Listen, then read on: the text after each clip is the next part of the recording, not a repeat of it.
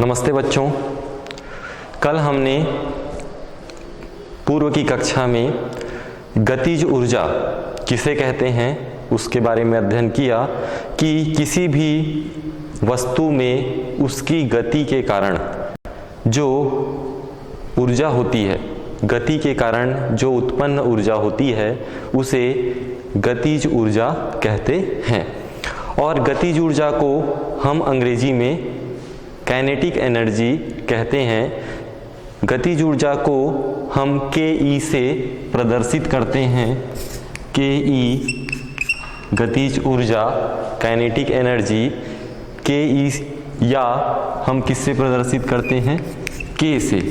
तो हमने ये कल की कक्षा में अध्ययन किया कि गतिज ऊर्जा को हम के या के से प्रदर्शित करते हैं। और आज हम उस गतिज ऊर्जा के लिए व्यंजक की स्थापना करेंगे कि गतिज जो ऊर्जा होती है उसका जो व्यंजक है गतिज ऊर्जा के या के बराबर ये होता है 1/2 mv²। गतिज जो ऊर्जा होती है वस्तु का द्रव्यमान उस वस्तु के वेग के वर्ग के गुणनफल के आधे के बराबर होती है। तो गतिज ऊर्जा के लिए व्यंजक सर्वप्रथम हमको पता होना चाहिए, परीक्षा में यदि आया कि गतिज ऊर्जा के लिए सूत्र की स्थापना कीजिए, तो गतिज ऊर्जा का व्यंजक क्या होना चाहिए? गतिज ऊर्जा बराबर 1/2 mv²। ये हमको अभी क्या करेंगे, इस सूत्र का हम निगमन करेंगे। तो ये गतिज ऊर्जा के लिए सूत्र है, इसे आप याद रखिए कि गतिज ऊर्जा बराबर होता है 1/2 mv² के। तो आइए हम इस सूत्र की स्थापना करते हैं। तो यदि हम m द्रव्यमान की वस्तु, m मतलब मास मतलब होता है द्रव्यमान, तो कोई m द्रव्यमान की क्या है? वस्तु है। तो एक वस्तु है जिसका द्रव्यमान है m। तो यदि हम m द्रव्यमान की वस्तु लें और उस वस्तु को हम गतिमान कराएं, गति देंगे, तो वस्तु जब गति करेगा तो क्या होगा? वेग उत्पन्न होगा। तो हम यदि m द्रव्यमान की वस्तु को v वेग से गतिमान कराएं, कितने वेग से? v वेग से। तो m द्रव्यमान की वस्तु को v वेग से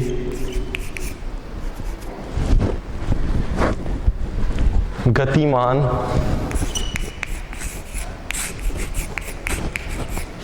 है। यदि m द्रव्यमान की वस्तु को यदि m द्रव्यमान की वस्तु v वेग से गतिमान है, यदि हम वाक्य बनाएं तो m द्रव्यमान की कोई वस्तु है जो कि v वेग से क्या है? गतिमान है।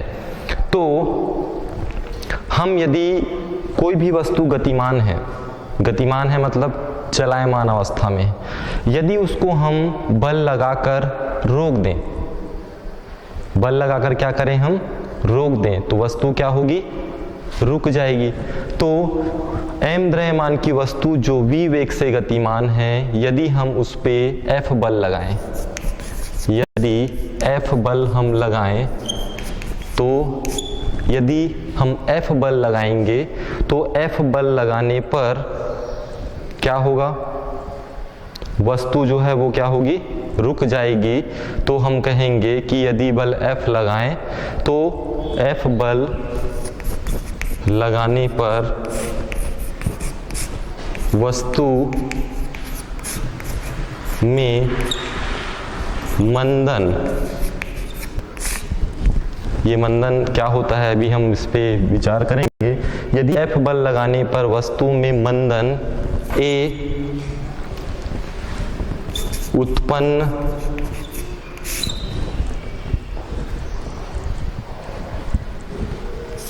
होकर, अब जो वस्तु है यदि वो शुरू में क्या हुई, चलना प्रारंभ की, तो जैसे कोई वस्तु है इसकी ये प्रारंभिक स्थिति है। अब यदि ये v वेग से चलना प्रारंभ किया, ठीक है, उसको हम क्या किए, बल लगाकर रोक दिए। अब रोक दिए तो इस वस्तु का क्या हुआ, विस्थापन। वस्तु की जो प्रारंभिक स्थिति से वस्तु की जो अंतिम स्थिति है, ये जो बीच की दूरी है, इसको यदि हम मानते हैं कि ये जो दूरी है वह है d, तो हम कहेंगे कि वस्तु में मंदन A उत्पन्न होकर d दूरी तय करके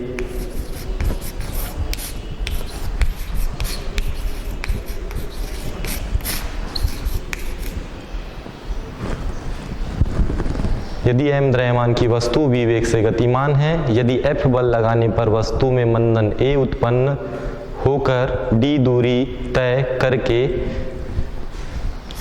वस्तु क्या होगी, रुक जाएगी।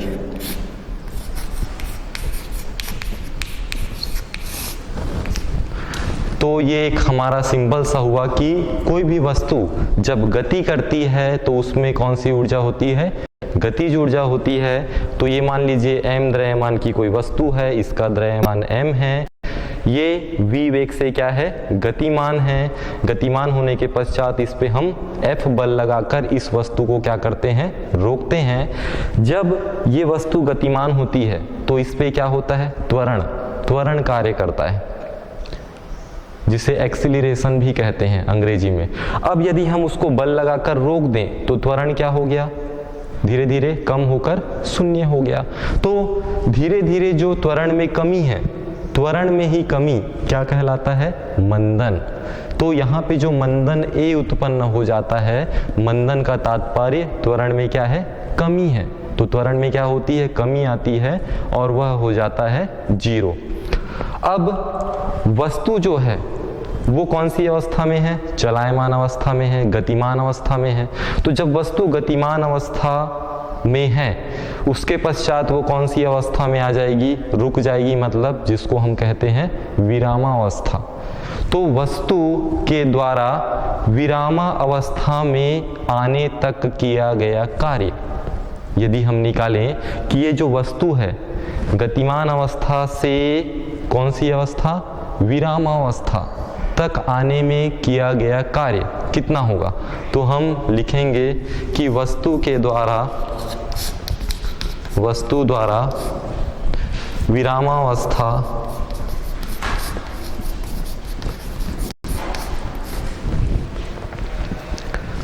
में आने तक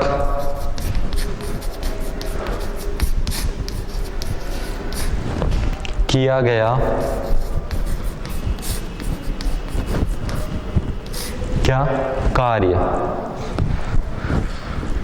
तो आप जानते हैं कि पढ़ चुके हैं कार्य बराबर क्या होता है, बल गुणा बल की दिशा में विस्थापन। जब हमने कार्य की परिभाषा देखी थी तो हमने शुरू में पढ़ा कि कार्य जो होती है बल और बल के दिशा में विस्थापन के गुणनफल के बराबर होती है। तो कार्य बराबर होता है बल गुणित बल की दिशा में विस्थापन।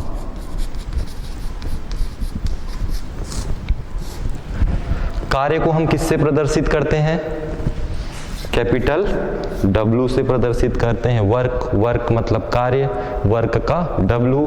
बल को हम किससे प्रदर्शित करते हैं, F से, फोर्स, फोर्स मतलब बल। और बल की दिशा में विस्थापन, तो जो वस्तु कितनी दूरी तक जा रही है, तो हम यहाँ देखते हैं कितनी दूरी तय कर रही है, d दूरी। तो बल की दिशा में विस्थापन कितना होगा, d। तो इस प्रकार से कार्य बराबर बल गुणित बल की दिशा में विस्थापन, तो W बराबर हम लिखेंगे F इंटू टी। इसे हम समीकरण 1 नाम दे दें। तो ये हमारा जो समीकरण प्राप्त हुआ ये पहला समीकरण है। अब न्यूटन के गति के द्वितीय नियम से, न्यूटन के गति के 3 नियम हैं। पहला नियम, दूसरा नियम और तीसरा नियम। तो हम द्वितीय नियम से जानते हैं कि बल बराबर होता है द्रव्यमान गुणित त्वरण। तो हम आगे बढ़ते हैं।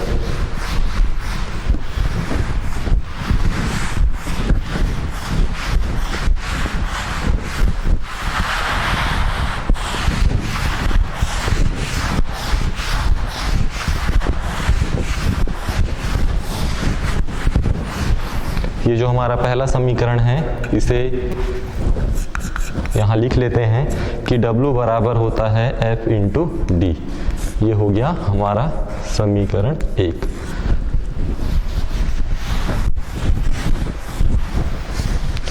हम जानते हैं न्यूटन के कौन से नियम से?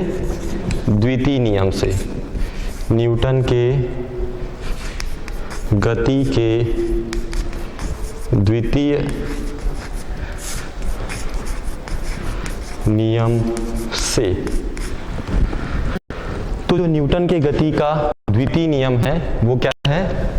बल बराबर द्रव्यमान, वस्तु का द्रव्यमान हम क्या ले रहे हैं? स्मॉल m इंटू त्वरण। त्वरण को हम किससे दर्शाते हैं? a से।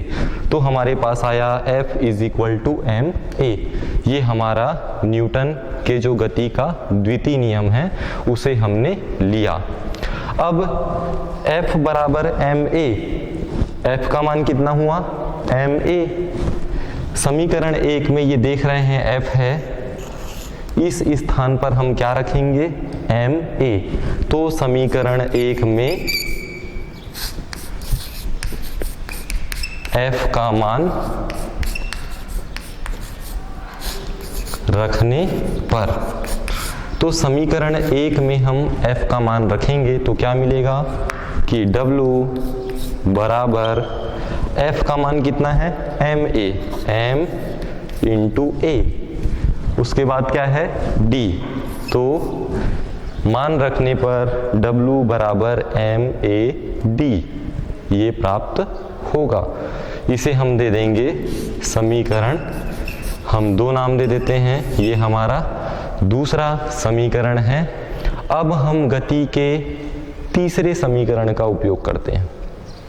गति का कौन सा समीकरण? तीसरा समीकरण। गति के तृतीय नियम से।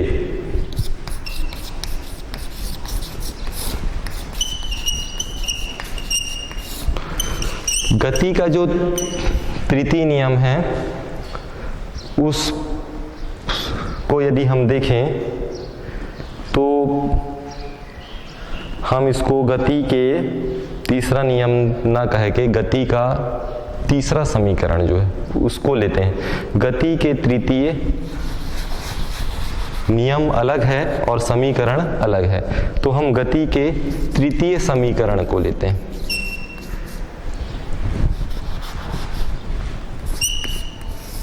गति के तीसरे अर्थात तृतीय समीकरण से। गति का पहला नियम, दूसरा नियम, तीसरा, ये 3 नियम अलग हैं। इसके बाद प्रथम समीकरण, द्वितीय समीकरण और तृतीय समीकरण है। तो उसमें हम देखते हैं कि गति का जो तीसरा समीकरण है जिसे हम तृतीय समीकरण कहते हैं, इससे होता है v² बराबर u² प्लस 2as। ये आप पूर्व के अध्याय में पढ़े होंगे कि गति का जो तीसरा समीकरण है वो इस v² बराबर u² प्लस 2as होता है, जहाँ v वस्तु का अंतिम वेग है, u वस्तु का प्रारंभिक वेग है, a जो है वो त्वरण है और s जो है वस्तु का विस्थापन है। तो इस प्रकार से ये गति का जो तीसरा समीकरण है इसे हम उपयोग में लाते हैं। तो हम देखते हैं कि जब वस्तु है, ये जो वस्तु है प्रारंभ में कितने वेग से गतिमान है? कौन से वेग से गतिमान है? v वेग से गतिमान है। हमने अभी लिखा था कि वस्तु है जिसका द्रव्यमान m है और ये कितने वेग से गतिमान है, v वेग से गतिमान है। तो इस वस्तु का जो प्रारंभिक वेग है, प्रारंभिक वेग जिसको हम किससे प्रदर्शित करते हैं, u से, ये कितना होगा, u बराबर कितना होगा, v होगा, क्योंकि ये कितने वेग से गतिमान है, v वेग से गतिमान है। अब जब इस पे आप क्या लगाएंगे, बल लगाएंगे, बल लगाए तो बल लगाने पर इसके वेग में क्या हुई, कमी आई और वो क्या हो गया, शून्य हो गया। तो इसे हम कौन सा वेग कहते हैं, अंतिम वेग। तो अंतिम वेग को किससे प्रदर्शित करते हैं, v से। तो अंतिम वेग जो हमारा जो v है वो क्या होगा, शून्य हो जाएगा। और त्वरण में क्या होती है, कमी आती है। त्वरण में कमी आती है तो हम उसे क्या कहते हैं, मंदक। तो मंदन कहते हैं। तो जो त्वरण है a, धीरे धीरे धीरे कमी आती है तो त्वरण का मान क्या हम रखेंगे, ऋण a। तो इस जो समीकरण है, गति के तीसरे समीकरण में हम v बराबर क्या रखेंगे, शून्य, u बराबर क्या रखेंगे, v, a बराबर क्या रखेंगे, ऋण a, और s बराबर, s क्या है, विस्थापन। तो s बराबर क्या रखेंगे, वस्तु कितना विस्थापित हो रहा है, कितनी दूरी, d दूरी। तो s का मान क्या रखेंगे हम, s बराबर रखेंगे d। तो ये मान इस समीकरण में यदि हम रखें तो सबसे पहले किसका मान रखना है, v का। तो v का मान क्या है, 0। तो 0 का वर्ग बराबर, फिर किसका मान है, u का मान कितना है, v का वर्ग प्लस 2, फिर a का मान कितना रखेंगे हम, ऋण a, s का मान कितना रखेंगे, d। तो इस प्रकार हमने इस समीकरण में इन मानों को रखा। अब यदि हम 0 का वर्ग करें, 0 का वर्ग मतलब 0 का कितनी बार गुणा, 2 बार गुणा, तो क्या मिलेगा, 0 मिलेगा। v का वर्ग करें तो v स्क्वायर, प्लस का माइनस से तो क्या होगा, माइनस 2ad। अब यदि हम ऋण वाले का पक्षांतर करें, इस ओर पक्षांतर करने पर, तो यदि हम पक्षांतर करेंगे तो ऋणात्मक राशि जब पक्षांतर होती है तो कैसी हो जाती है, धनात्मक। तो जब इस पार आएगा पक्षांतर करने पर तो हम क्या लिखेंगे, 2ad बराबर v वर्ग लिखेंगे। अब यदि इससे हम ad का मान निकालें तो क्या आएगा, v वर्ग अपॉन ये 2 कहाँ चला जाएगा, हर में, तो v वर्ग बटे 2 आ जाएगा। तो इस प्रकार से ad का मान क्या आया, v वर्ग बटे 2, ये हमको ad का मान मिला। अब समीकरण 2 देखते हैं। तो समीकरण 2 में w बराबर क्या है, MAD। तो देखिए यहाँ हम किसका मान निकाले हैं, AD का। तो इस AD को मान को हम कहाँ रख सकते हैं, समीकरण 2 में। इस AD के जगह हम रखेंगे तो हमारा जो कार्य है वो क्या होगा,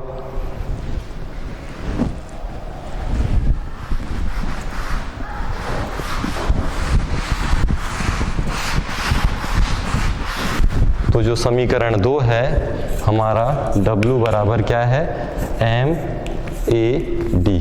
ये हमारा है समीकरण 2। इसमें हम मान रखते हैं AD का, तो क्या मिलेगा, m तो है, फिर v स्क्वायर बटे 2। इस प्रकार से हम देखें तो ये क्या आया, mv स्क्वायर बटे 2, ये प्राप्त हुआ। तो किया गया कार्य जो w है बराबर mv स्क्वायर बटे 2, ये आया। और जो वस्तु के द्वारा जो किया गया कार्य वस्तु कौन सी अवस्था में थी? गतिमान अवस्था में। तो गतिमान अवस्था में जो किया गया कार्य है वही वस्तु की क्या होगी? गतिज ऊर्जा कहलाएगी, और यही वस्तु की गतिज ऊर्जा होगी mv²/2, जिसको हम किस रूप में लिखेंगे? वस्तु की गतिज ऊर्जा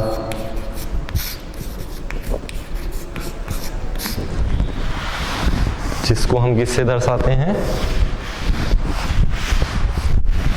वस्तु की गतिज ऊर्जा को ke से बराबर, अब देखिए mv²/2 पूरे के बटे में कितना है? 2। तो यहाँ कितना गुणांक है? कितने का गुणा है यहाँ? 1 का। तो उसको मैं ऐसा लिख सकता हूँ, पहले 1/2, उसके बाद क्या लिख सकते हैं? mv² लिख सकते हैं। ये राशि को आप mv²/2 भी बोलेंगे तो भी सही है, और यदि आप उसको ऐसा 1/2 mv² लिखेंगे ये भी सही है। तो दोनों का अर्थ एक ही है। तो इस प्रकार से ये हमारे पास आया, वस्तु की जो गतिज ऊर्जा होती है काइनेटिक एनर्जी बराबर 1/2 mv²। इसे आप शब्दों में यदि लिखेंगे तो वस्तु की गतिज ऊर्जा बराबर 1/2 गुणा m क्या है? द्रव्यमान, और v क्या है? वेग। तो द्रव्यमान गुणित वेग का वर्ग। तो यदि हम शब्दों में इसे लिखें तो वस्तु की गतिज ऊर्जा बराबर 1/2 गुणित द्रव्यमान गुणित वेग का वर्ग, अर्थात वस्तु की जो गतिज ऊर्जा है वस्तु के द्रव्यमान और वस्तु के वेग के वर्ग के गुणनफल के आधे के बराबर होता है। तो ये है हमारा गतिज ऊर्जा। गतिज ऊर्जा बराबर 1/2 mv²। ये काफ़ी महत्वपूर्ण है, आगे भी आपका उपयोग में आएगा। तो आप गतिज ऊर्जा का जो सूत्र है याद रखिएगा, 1/2 mv² या mv²/2, जैसा आप रखना चाहें, दोनों सही है। आप इसे 1/2 mv² भी लिख सकते हैं या mv²/2 भी आप इसे कह सकते हैं। अब आगे बढ़ते हैं हम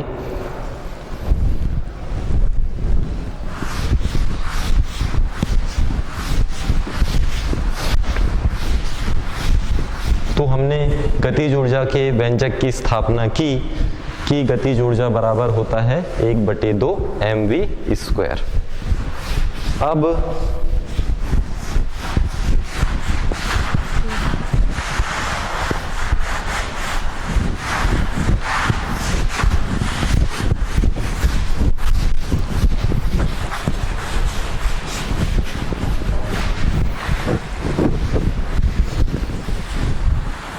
यदि हम एक उदाहरण लें, कोई प्रश्न लें कि कोई वस्तु है हमारे पास, जैसा एक वस्तु है, इसका द्रव्यमान है 4 किलोग्राम। ये वस्तु कितने किलोग्राम का है? 4 किलोग्राम का। तो 4 किलोग्राम यदि पूरा लिखेंगे तो इस प्रकार से होगा, 4 किलोग्राम द्रव्यमान का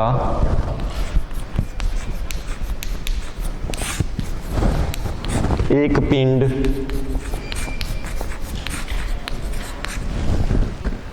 चार मीटर प्रति सेकेंड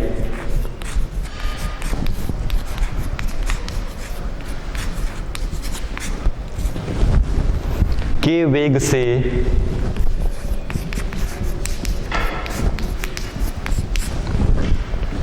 गतिमान है।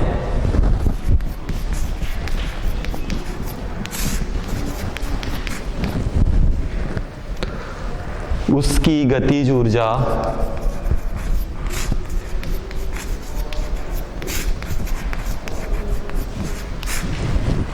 कितनी होगी।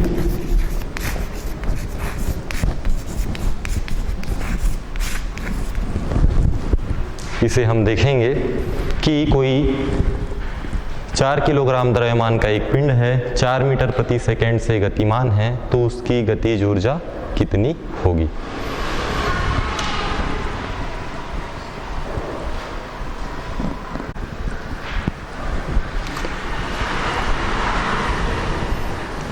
तो आइए हम देखते हैं कि कोई वस्तु है जिसका द्रव्यमान कितना है, 4 किलोग्राम। तो हम इसे हल करेंगे। तो प्रश्न को आप जब हल करते हैं तो हमें यहाँ पे क्या क्या दिया है। तो सबसे पहले हमें दिया है, क्या दिया है, 4 किलोग्राम द्रव्यमान का एक पिंड।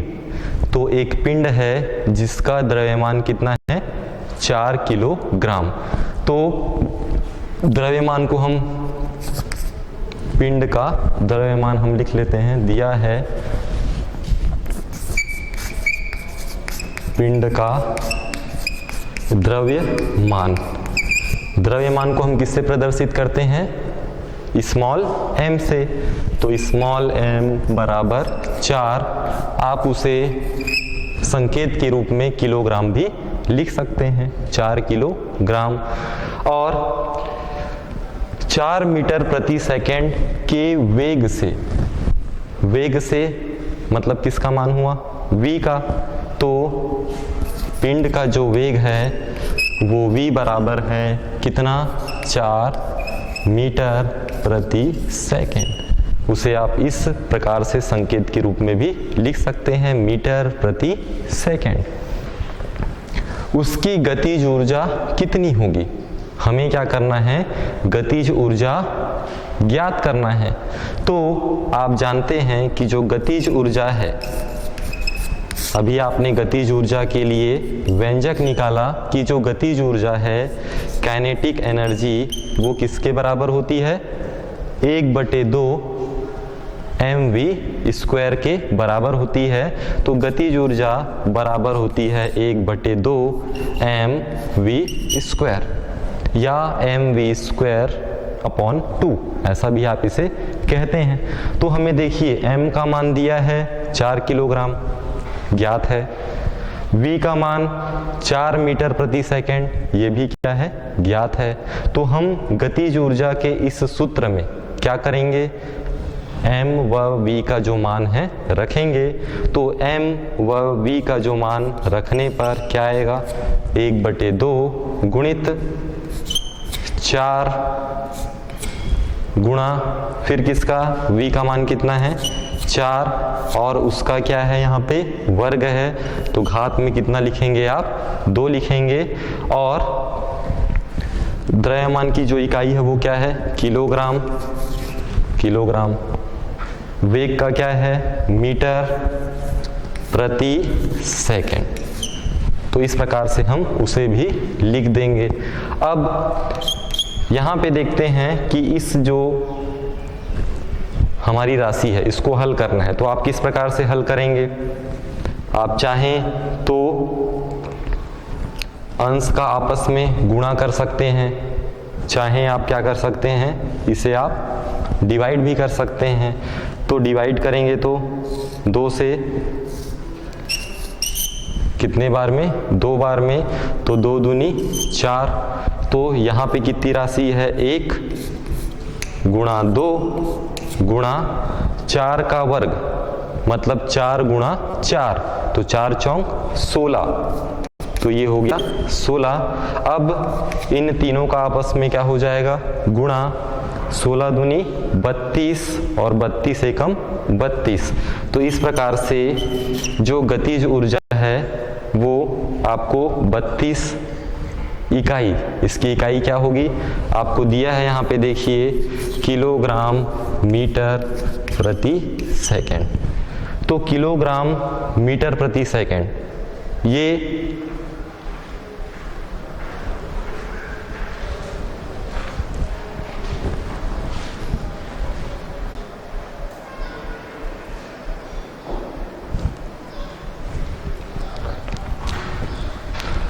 तो हम 16 दूनी 32 और 32 का 1 से गुणा करेंगे तो क्या आएगा 32। और गतिज ऊर्जा जो होती है, ऊर्जा है किलोग्राम मीटर प्रति, अब यहाँ देखिए जो वेग है वर्ग हो रहा है, तो हमारी जो यूनिट है मीटर प्रति सेकेंड स्क्वायर, ये हो जाएगा वर्ग के कारण, इस वर्ग के कारण यहाँ भी हम क्या लगाएंगे स्क्वायर लगाएंगे। इस प्रकार से जो राशि है वह 32, चूंकि किलोग्राम मीटर प्रति सेकेंड स्क्वायर है तो उसे हम लिखेंगे जूल।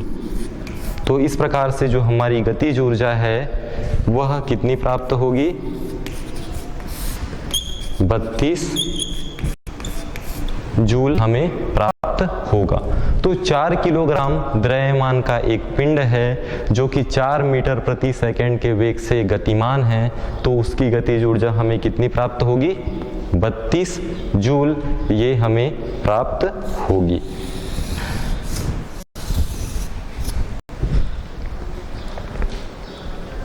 इसके पश्चात हम आगे बढ़ते हैं संवेग और गतिज ऊर्जा में संबंध। संवेग आप जानते हैं द्रव्यमान और वेग के गुणनफल को वस्तु का संवेग कहते हैं, और जो गतिमान वस्तु है उसकी जो ऊर्जा है उसे हम गतिज ऊर्जा कहते हैं। तो संवेग और गतिज ऊर्जा में संबंध, क्या संबंध है आइए उसे देखें।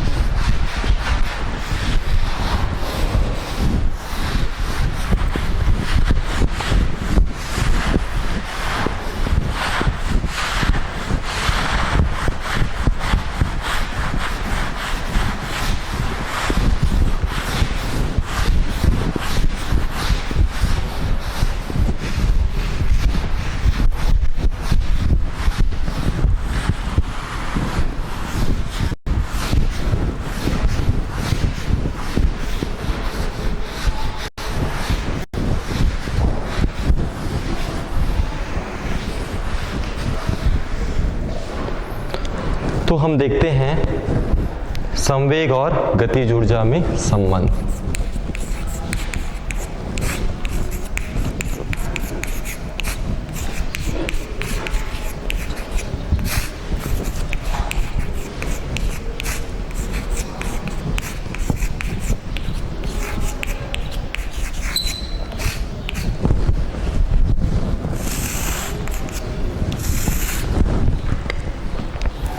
संवेग और गतिज ऊर्जा में हम संबंध निकालते हैं। संवेग को हम किससे दर्शाते हैं P से। P जो है हमारा क्या है संवेग है। P से हम व्यक्त करते हैं। तो हम यदि कोई m द्रव्यमान की वस्तु लेते हैं, कोई m द्रव्यमान की वस्तु है और वो v वेग से क्या है गतिमान है, तो कोई m द्रव्यमान की वस्तु v वेग से गतिमान है तो उस वस्तु का संवेग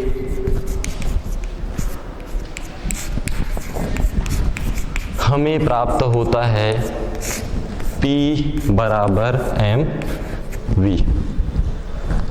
वस्तु का संवेग, संवेग को हम P से दर्शाते हैं। संवेग बराबर होता है द्रव्यमान गुणित वेग। चूंकि वस्तु का द्रव्यमान है स्मॉल m और वस्तु जो है v वेग से गतिमान है, तो हम कहेंगे कि वस्तु का जो संवेग है P बराबर होगा mv के। इसे हम कैपिटल V ले लेते हैं। कैपिटल V वेग से गतिमान है, तब P बराबर हम mv कहेंगे। अब इससे यदि हम v का मान निकालें, ये जो v है हमारा वेग, इसका यदि हम मान निकालना चाहें तो क्या प्राप्त होगा कि जो v बराबर, इसका मान हम निकालना चाह रहे हैं तो m कहाँ आ जाएगा नीचे हर में, तो v बराबर हो जाएगा p अपॉन m। होगा। v बराबर क्या होगा, p अपॉन m। इसे हम दे देते हैं नाम समीकरण 1। अब आप जानते हैं कि जो गतिज ऊर्जा है, जिसे हम काइनेटिक एनर्जी कहते हैं, उसे हम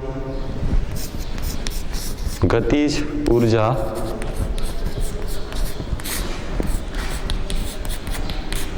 इसका क्या सूत्र होता है, इसके लिए हमने व्यंजक निकाला है कि 1/2 mv²। ये हमारा गतिज ऊर्जा का सूत्र है। इस सूत्र में हमने v बराबर निकाला है p/m, तो v का मान क्या रख सकते हैं हम, p/m। तो इस v के जगह हम क्या रखेंगे, p/m। तो समीकरण 1 से मान रखने पर, तो मान यदि रखेंगे तो गतिज ऊर्जा बराबर 1/2 m, v का मान कितना रख रहे हैं हम, p/m, और घात में कितना है 2, तो हम क्या लिख देंगे, घात में 2 लगा देंगे, या स्क्वायर हम उसे कहेंगे। तो इस प्रकार से हमारे पास गतिज ऊर्जा बराबर 1/2 m। अब देखिए p का वर्ग है तो हम क्या लिखेंगे, p वर्ग, और m का वर्ग है तो इसे हम लिखेंगे m वर्ग। अब देखिए ये अंश में है और ये हर में, तो ये इसकी घात में कितना है 1, तो इसकी घात में है 2। तो यदि इसके हम इसे अलग से यदि हम करें तो हम किस प्रकार से इसे लिख सकते हैं कि जो गतिज ऊर्जा है KE बराबर 1/2 गुणा m गुणा p वर्ग बटे m की घात में 2 है, तो ये राशि कितने बार है, 2 बार, तो उसे हम लिख सकते हैं m इंटू m, m गुणा m। अब इसमें से एक m हम ऐसा डिवाइड कर सकते हैं, तो गतिज ऊर्जा KE बराबर p वर्ग बटे कितना आया 2m, ये हमें प्राप्त हुआ। अब आप जानते हैं कि जो गतिज ऊर्जा है KE या K से प्रदर्शित करते हैं, तो इस KE को हम क्या लिख सकते हैं, K। तो K बराबर हो गया p वर्ग बटे 2m। अब इस p वर्ग का यदि हमको मान निकालना है, p वर्ग बराबर, तो ये 2m कहाँ चला जाएगा ऊपर, तो ये मिलेगा 2mk। तो p वर्ग बराबर 2mk, या p बराबर, अब ये जो वर्ग है हम इस पार ले जाएं तो वो किस में बदल जाता है, वर्गमूल में, तो p बराबर वर्गमूल 2mk। और p जो है वो क्या है, संवेग है, k क्या है, गतिज ऊर्जा है। तो संवेग और गतिज ऊर्जा में जो संबंध है वो हमारा ये निकल के आ गया है कि यही संबंध है संवेग और गतिज ऊर्जा में, p बराबर वर्गमूल 2mk। तो इसे हम कहेंगे कि जो संवेग है वस्तु के द्रव्यमान और गतिज ऊर्जा के गुणनफल के दुगुने के वर्गमूल के बराबर होता है। तो ये हमारा p क्या है, संवेग है, और k क्या है, गतिज ऊर्जा। और यही क्या है हमारा संवेग और गतिज ऊर्जा में संबंध, संवेग और गतिज ऊर्जा में संबंध p बराबर वर्गमूल 2mk। ये हमारा संबंध आया कि p बराबर वर्गमूल 2mk। अब जो संवेग है और गतिज ऊर्जा है, इनमें कुछ महत्वपूर्ण स्थितियां हैं जिन स्थितियों को हम देखते हैं कि क्या क्या स्थिति हो सकती है।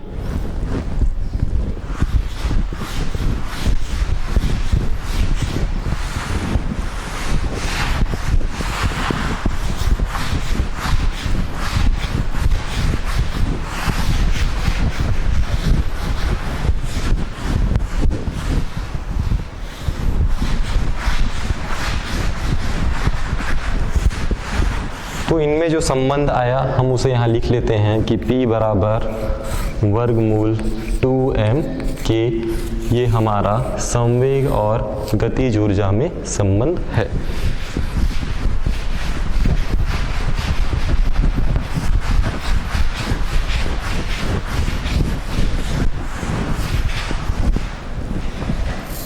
तो महत्वपूर्ण स्थिति जो है, पहला हम देखते हैं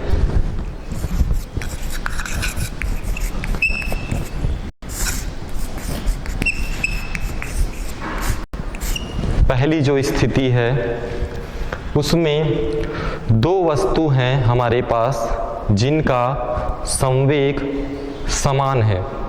हमको दो वस्तुएं दी गई हैं और उन दोनों वस्तुओं का संवेग कैसा हो, समान हो। तो पहला जो स्थिति है, पहली स्थिति, जब दो वस्तु के संवेग समान हो। जब दो वस्तु के संवेग आपस में समान, संवेग से तात्पर्य क्या है, P। P हमारा क्या है, संवेग। और दो वस्तु हम ले रहे हैं तो हम मान लेते हैं कि ये पहली वस्तु है A और दूसरी वस्तु है B। ये दो वस्तु हम ले रहे हैं तो पहली वस्तु का यदि हम द्रव्यमान लें तो उसे हम कैसे दर्शाएंगे। द्रव्यमान को हम क्या लेते हैं, m, और नीचे हम क्या लिख दिए, a। तो a मतलब पहली वस्तु का, जो a वस्तु है उसका द्रव्यमान ma। इसी प्रकार दूसरी वस्तु है b, यदि इसका मैं द्रव्यमान लिखूं तो कैसा लिखूंगा, mb। तो हम कहेंगे कि पहली वस्तु A जिसका द्रव्यमान ma है, दूसरी वस्तु है B जिसका द्रव्यमान है mb। अब पहली जो वस्तु A का संवेग, संवेग को हम किससे दर्शाते हैं, P से। तो ये PA और इसे मैं किससे दर्शाऊंगा, PB। तो ये हो गया आपका क्या, पहली वस्तु जो है A वस्तु का संवेग PA और दूसरी वस्तु B है उसका संवेग क्या है, PB है। अब इनकी जो गतिज ऊर्जा है, तो संवेग गतिज ऊर्जा को हम K से दर्शाते हैं, तो KA और ये हो गया KB। तो इस प्रकार से MA और MB क्या है, द्रव्यमान। PA और PB क्या है, संवेग। KA और KB क्या है, गतिज ऊर्जा। तो इस प्रकार से हमने दो वस्तुएं लिए और उन दोनों वस्तुओं का हमने द्रव्यमान का निर्धारण किया, उनके संवेग का, उनके गतिज ऊर्जा का निर्धारण किया। अब हम यदि वस्तु A है उसका यदि हम संवेग निकालना चाहें, PA का मान, तो हमें क्या प्राप्त होगा। तो पहली जो वस्तु है वो है हमारी A। तो वस्तु जो A है उसका हम क्या निकालें, संवेग। तो वो मिलेगा PA बराबर, देखिए संबंध क्या है, P बराबर वर्गमूल 2mk ये है। तो हम कौन सी वस्तु का निकाल रहे हैं, A वस्तु का। तो P के साथ क्या लिख देंगे, A, ये हो गया PA। फिर क्या लगा हुआ है, वर्गमूल, तो हम वर्गमूल लगाएंगे। फिर क्या है, 2, फिर क्या है, M।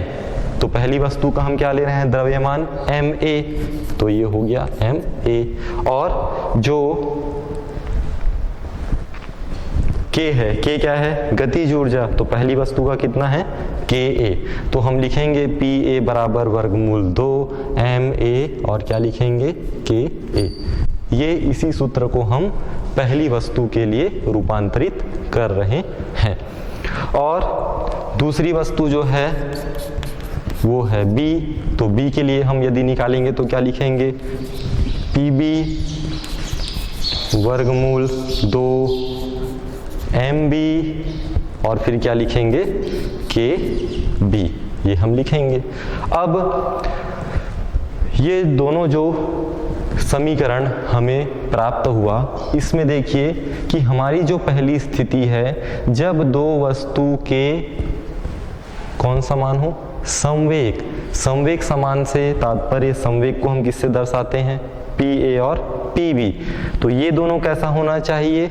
समान। समान अर्थात समान मीन्स बराबर। तो बराबर मतलब क्या आएगा? पी ए बराबर होगा किसके? पी बी के।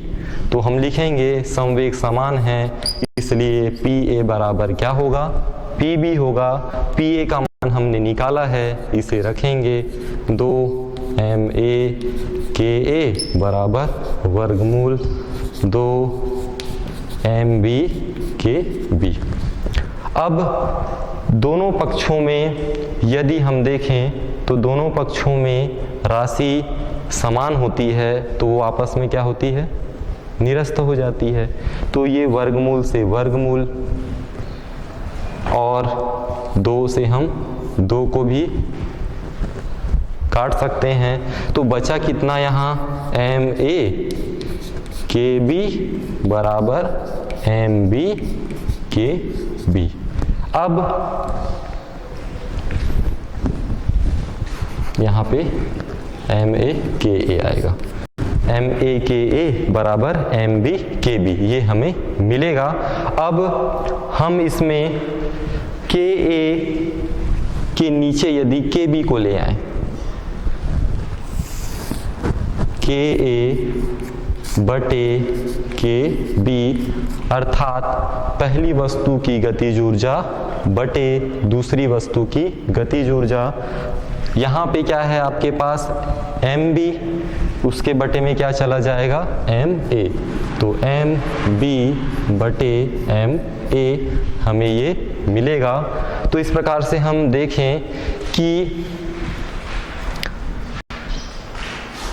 हल्की वस्तु की जो गतिज ऊर्जा है, ठीक है, हम देखते हैं कि जो हल्की वस्तु की जो द्रव्यमान है एम ए वो एम बी से कम है। हम 2 वस्तु लिए हैं यहाँ पे, पहली वस्तु और दूसरी वस्तु। यदि पहली वस्तु का जो द्रव्यमान है दूसरी वस्तु के द्रव्यमान से कैसा हो? कम हो, अर्थात M A less than M B. हम ये कहेंगे कि M A less than M B. तो हल्की वस्तु की जो गतिज ऊर्जा है जिसे हम कहते हैं के ए, वो भारी वस्तु जो है गतिज ऊर्जा के बी से ज़्यादा होगी। तो इस प्रकार से हल्की वस्तु की गतिज ऊर्जा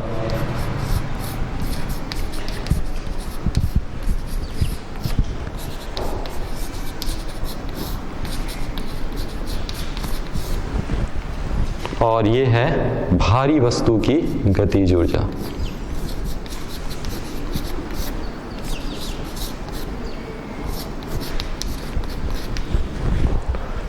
उससे क्या होगी? ज़्यादा होगी। तो इस प्रकार से हल्की वस्तु की जो गतिज ऊर्जा है भारी वस्तु की गतिज ऊर्जा से अधिक होती है। इसका तात्पर्य ये है कि जो हल्की वस्तु है उसकी गतिज ऊर्जा भारी वस्तु से सदैव अधिक होती है।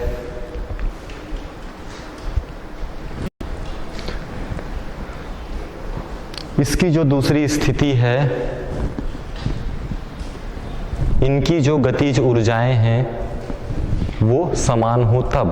तो हम पहली स्थिति यहाँ पे देखिए कि जब 2 वस्तु के समवेग क्या हो? समान हो। दूसरा हम देखेंगे कि इसकी जो गतिज ऊर्जा जो है वो क्या होगी? समान होगी। तब क्या होगा? इसका अध्ययन हम अगली कक्षा में करेंगे कि जब 2 वस्तु हैं उनकी जो गतिज ऊर्जाएं समान हैं तो किस प्रकार का परिवर्तन होगा। धन्यवाद।